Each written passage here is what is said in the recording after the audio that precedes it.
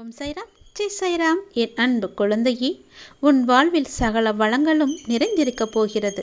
எல்லாமே உனக்கு கிடைக்கப் போகின்றது. ஒரு சிறிய எளிய தர்மம் செய்.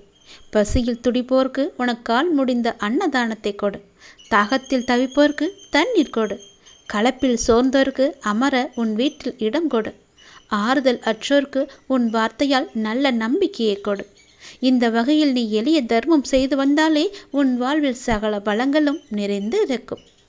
உன்னை சுற்றி என்ன நடக்கிறதோ அதுதான் உனக்குள்ளும் இப்பொழுது நடந்து கொண்டிருக்கிறது. இனி நடக்கப் போவதை பார்த்து நீ வியக்கப் போகின்றாய்.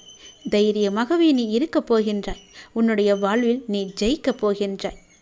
இரவும் பகலும் எப்பொழுதெல்லாம் நேரம் கிடைக்கின்றதோ என்னை பற்றியே நினைத்து கொண்டே இரு.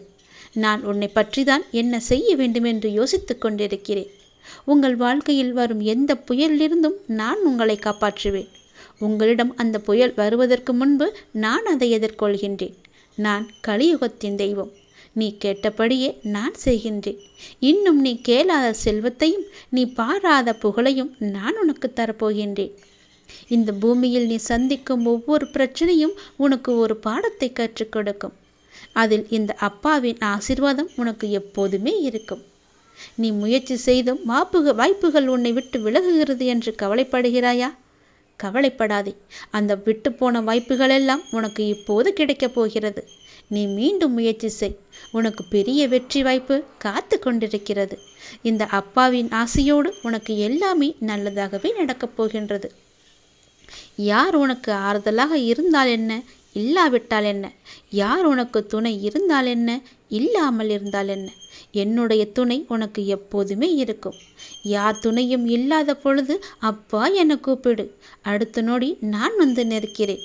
என்னுடைய சிந்தனையை மட்டுமே, உன்னை நாமத்தை மட்டுமே நீ உபயோகித்து கொண்டே இரு, சொல்லிக்கொண்டே இரு.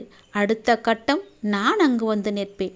எப்பொழுதும் என்னுடைய நாமம் உன் மனதிலும் உன் நாக்கிலும் இருந்து கொண்டே இருக்க வேண்டும். நம்மை நினைக்காத வரை நம்முடைய நினைவில் வைத்து கவலைப்படுவதை விட நம்மை நினைத்து கொண்டு வாழ்பவரை நினைத்து வாழ்க்கையை சந்தோஷமாக வாழ பழகிக்கொள். உங்கள் கவலை அனைத்தும் சந்தோஷமாக மாறும். உன் வாழ்க்கை நிச்சயம் நீ நினைத்தபடியே மாறும். உன் அப்பாவின் துணை உனக்கு எப்போதுமே இருக்கும். எல்லாமே எனக்கு அப்பாதான் என்று நீ எப்போது என்னை நோக்கி வந்தாயோ நான் உங்களை மிகவுமே நேசித்து கொண்டிருக்கிறேன். நான் உன் வாழ்வில் நல்லது செய்வதற்கு முன்னே நீ என்னை ஒதுக்கி வைத்து விடாதே.